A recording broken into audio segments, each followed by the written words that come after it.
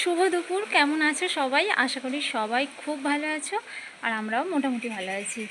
আর এখন বাজে ঘড়িতে প্রায় 1:45, আর আজকে ভিডিওটা আমি দুপুর থেকেই শুরু করছি। আশা করি ভালো লাগবে, তো প্লিজ স্কিপ না করে তোমরা পাশে থেকো এবং ভিডিওটা দেখো। আর অনেক দিন হলো কোনো ব্লগ শেয়ার করিনি, মাঝখানে একটু অসুবিধার কারণে না চ্যানেলটা হাইলাইট হয়েছিল, তো তার জন্য আমার ভিউজ ডাউন হয়ে গেছে। ভিউজ না হলে সাবস্ক্রাইবার আসবে কোথা থেকে? মানে খুব খারাপ অবস্থা। তো সত্যি কথা বলতে এই কারণে না আমার ভিডিও আর করতে ইচ্ছে করছিল না, আর মনটাও ভালো লাগছে না। এত পরিশ্রম করেও যদি মানে কোনো কিছু না হয়, আরও খারাপের দিকে যায়, সেখানে তো আর ভালো না লাগারই কথা। তো যাই হোক, আজকে আবার মনে হলো যে না, একটু ভিডিও করি। তারপরে আস্তে আস্তে ভিডিও ছাড়তে ছাড়তে যদি আবার সব কিছু ঠিকঠাক হয়ে যায়। তো যাই হোক বন্ধুরা, আজকে আমার এতদিনের চ্যানেল, তবুও আমি সত্যি এখনও পর্যন্ত সফলতা পাইনি, আর আদৌ পাবো কি তাও জানি না। তার জন্য মনটা খারাপ লাগে, আর তবুও এগিয়ে যাই। যাই হোক, আর আমাদের তো আর সত্যি কথা বলতে সেজে গুজে ভিডিও করার মতো পরিস্থিতি না। এইভাবে সংসারে কাজকর্ম করার সঙ্গে সঙ্গে ভিডিও করা। তো চলো সঙ্গে থাকো, আর পরে কি হবে সব কিছু অবশ্যই তোমাদের সঙ্গে শেয়ার করার চেষ্টা করব। থেকে না বেশ রোদটা একটু উঠেছিল মোটামুটি, আর এই দেখো না, একদম কালো মেঘে ঘিরে নিয়েছে পুরো বাইরের আকাশটা। আর আমি সকালে প্রায় অনেক জামা কাপড় কেচে দিয়েছিলাম, এইটা ভিতরে ঢুকিয়ে নিয়েছে বৃষ্টি পড়ছে বলে। এগুলো সব সকালের কাচা, আর আবার স্নান করার সময় কিছু জামা কাপড় পরেছে, তো সেগুলোকে আবার কেচে নিয়ে এসেছি এই যে এখানে। আর চলো ওগুলো আগে তুলে ফেলি, তারপর ওগুলো মেলে দিই, তারপর ঠাকুর ঘরে উঠবো। ঠাকুর ঘরেও সকাল থেকে আমি এখনও উঠতে পারিনি, কেন সকালে স্নান করা হয়নি সেই কারণে। আর এই যে ভাদ্র মাস শেষ হতে চললো, রান্না পূজা যাদের আছে সেটা তো সবাই জানো যে কী পরিস্থিতি হয়। আর আমার তো একা হাতে সব কিছু সামলানো, বাচ্চা বড় সবাইকে সামলে সব কিছু কাজ, আর সেই রান্না পূজার প্রচুর কাজের চাপের মধ্যে না অনেকটা বেলা হয়ে গেছে। চলো আগে ওগুলো তুলে নিই, নিয়ে জামা কাপড়গুলো মেরে ঠাকুর ঘরে যাই, সঙ্গে থাকো।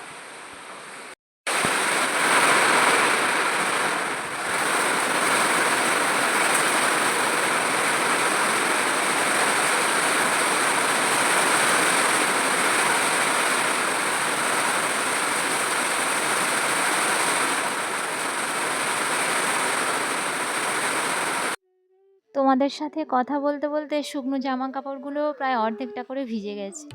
আর ওই যে তাড়াহুড়ো করে যেতে গিয়ে বাঁশটা লাগলো পিঠের মধ্যে, একটু লেগেছে।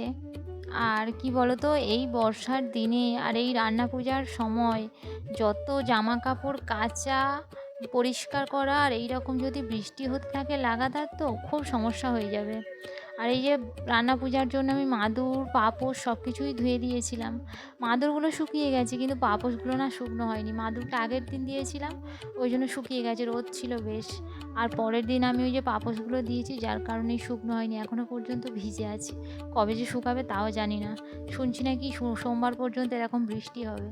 সোমবার পর্যন্ত যদি এরকম বৃষ্টি হতে থাকে তো অবস্থা খুবই খারাপ, পা পচে যাবে।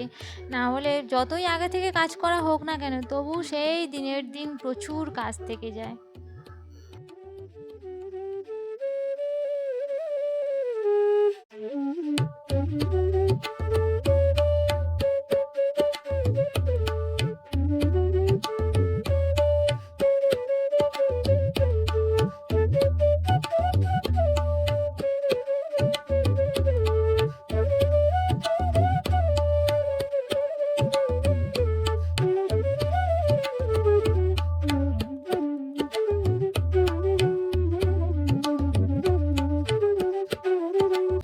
বন্ধুরা, বললাম যে মেঘ করেছে প্রচুর, দেখো মুষলধারে বৃষ্টি হচ্ছে।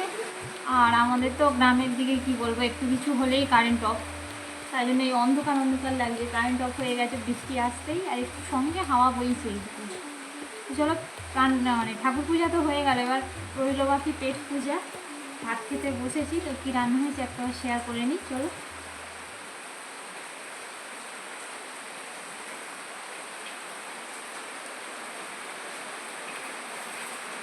এই যে এই ইলিশ মাছ ভেজেছিলাম, ইলিশ মাছ ভাজা আর তার তেল। আর এখানে ইলিশ মাছের মাথা দিয়ে বরবটি, কুমড়ো টুমড়ো এইসব পাঁচমিশালি সবজি দিয়ে চচ্চড়ি হয়েছে। আর হয়েছিল এটা আমাদের পুকুরের মাছ, বাটা মাছ, সরষে বাটা দিয়ে ঝাল। আজকে এগুলোই রান্না হয়েছিল। তো চলো খেয়ে নিই। আর সেই সকালের ভাতটা একটু কেমন কেমন মতো হয়ে গেছে, ভুল হয়েছে আমার উনুনে বসিয়ে রাখা এতক্ষণ, যার কারণেই এরকমটা হয়েছে। তো যাই হোক খেয়েই নিই, খিদে পেয়েছি কি আর হয়েছে। সঙ্গে থাকো। বাবু স্কুল থেকে বাড়ি ফিরে বায়না ধরলো যে মা পাস্তা খাবো। তো চলে এসেছি পাস্তা বানাতে। আর ও তো সবজি তেমন একটা খায় না, তো সেই কারণেই আলু পেঁয়াজ আর ডিম দিয়ে একটু পাস্তা বানিয়ে দেব। আর একটু বেশি করেই বানিয়েছি, ওর থেকে বাবাকে একটু দেবো আর ও খাবে বাদ বাকিটা।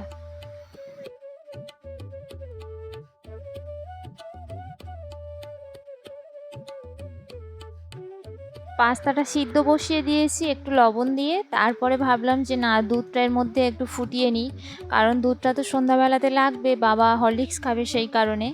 আর কি বলো তো, পরে ফোটাবো না কেন, এই যে পাস্তাটা করছি এটা পেঁয়াজ টেঁয়াজ হয়ে যাচ্ছে গ্যাসটা, আর রাতের খাবারটাও পেঁয়াজ দিয়ে বানাবো, সেই কারণে ভাবলাম আগে যেটা নিরামিষ সেটা আগে করে নিই। ওই জন্য পাস্তাটা সিদ্ধ করে নামিয়ে আগে দুধটা ফুটিয়ে নিয়েছি। তারপর এই যে বসেছি আলু আর পেঁয়াজটা কাটতে। আর আমি তো ছুরি দিয়ে সবজি কাটি না, আমি কাটি বঁটি দিয়ে। খুব সাধারণ সাদামাটা সব কিছুই আমার। আর সাদামাটা রান্না বান্না সব কিছুই, যারা আমার ব্লগ দেখো তারা জানবে যে আমি কিসে রান্না করি, কিভাবে রান্না করি। দেখো না, এদিকে আলু কাটতে কাটতে ওদিকে বসানো দুধটাও আমার ফুটে গেছে। আর তারপরে দুধ ফুটতে ফুটতে আবার কি হয়েছে, গরম জলে ভেজানো পাস্তাটাও সিদ্ধ হয়ে গেছে। একটু গুছিয়ে কাজ করলে সব কিছু পরস্পর হয়েই যায়। আর এই যে আমি এবার পাস্তার জলটা ঝরাতে দেবো, তার আগে ভাবলাম যে কড়াইটা জ্বালিয়ে দিই, একটু তেলটা গরম হয়ে যাক ততক্ষণ। আর হ্যাঁ বন্ধুরা, তোমরা কে কোথা থেকে আমার ভিডিওটা দেখছো কমেন্ট করে জানাতে ভুলো না কিন্তু। এই যে দেখো তেল গরম হয়ে গেছে, তার মধ্যে আলু পেঁয়াজটা দিয়ে দিয়েছি, হালকা করে লবণ দিয়ে এটাকে আমি ভেজে নেব খুবই সিম্পলভাবে সব কিছু। সংসারে বাচ্চার আবদার, বড়দের চাহিদা মেটাতে মেটাতে নিজেদের দিকে একেবারেই সময় দেওয়ার সময় হয় না।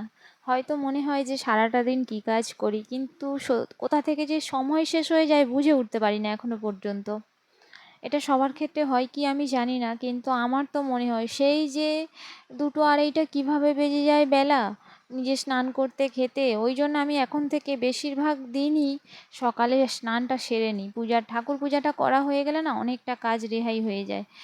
যাই হোক, তোমাদের সাথে কথা বলতে বলতে আমার পাস্তা রান্নাটা একেবারে কমপ্লিট হয়ে গেছে। আর এই যে এখানে এটা বাবুর জন্য আমি একটু শেষে চিলি ফ্লেক্স দিয়েছিলাম, এমনি লঙ্কা দিইনি। আর এটা নিয়েছি বাবুর জন্য, আর বাবাকেও একটু দিয়ে দেব, ওরা খেয়ে নেবে। তারপরে সন্ধ্যাবেলা একটু হরলিক্স বানিয়ে দেবো বাবাকে। মাসের শেষের দিন যে রান্নাটা হয় আর কি, বুড়ো রান্না বলে যেটাকে, ওটাই আমাদের হয়। আর 2 দিন বাকি আছে।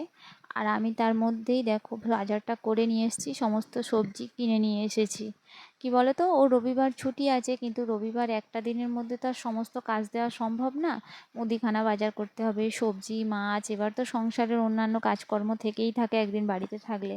তো সেই কারণে ভাবলাম যে আমি সবজিটা কিনে নিই। আজকে আমাদের হাটবার ছিল এখানে, সবজি মাছ সব কিছুই কিনে এনেছি। আর তার থেকে বড় কথা না, আমি যতটা গুছিয়ে বাজার সবজি করতে পারবো ওকে সব আমাকে বলে বলে করাতে হবে। আর আমাদের কি করি, দোকানে একই দামের যদি 2-4 রকম সবজি থাকে, অল্প অল্প কিছু নিয়ে ওজন করিয়ে নিই একসঙ্গে, ও তো আর সেটা পারবে না। তো সেই কারণেই আমি বিশেষ করে সবজি বাজারটা করি। আর যা বাজারের মানে দাম হিসেব করে না চলতে পারলে খুবই মুশকিল। সেই কারণে আমি বাজারটা করে এনেছি। আর রান্না পূজায় যে কত সবজি লাগে সেটা তো যাদের আছে তাদের আইডিয়া আছে। যাই হোক, যাদের রান্না পূজা নেই তারা আমার বাড়িতে চলে এসো মঙ্গলবার সকালে রান্না পূজার পান্তা খেতে। আর এই যে কন্টেনারগুলো পরিষ্কার করে রেখেছিলাম, আমি প্লাস্টিকের সবজিটা আর রাখি না, বড় বড় কন্টেনার আছে সেই হিসাবে আমি কন্টেনারের মধ্যেই সবজিগুলো রেখে দিই। আর রান্না পূজার জন্য সবজি কিনবো বলে আগে থেকে ফ্রিজ কন্টেনার সব কিছুই পরিষ্কার করে রেখেছিলাম।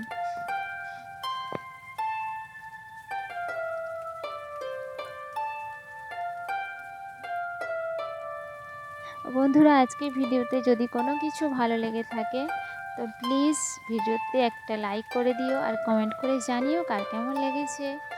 আর কোনো কিছু যদি জিজ্ঞাসা করার থাকে কমেন্ট করতে পারো। আজকের ভিডিওটা এই পর্যন্ত।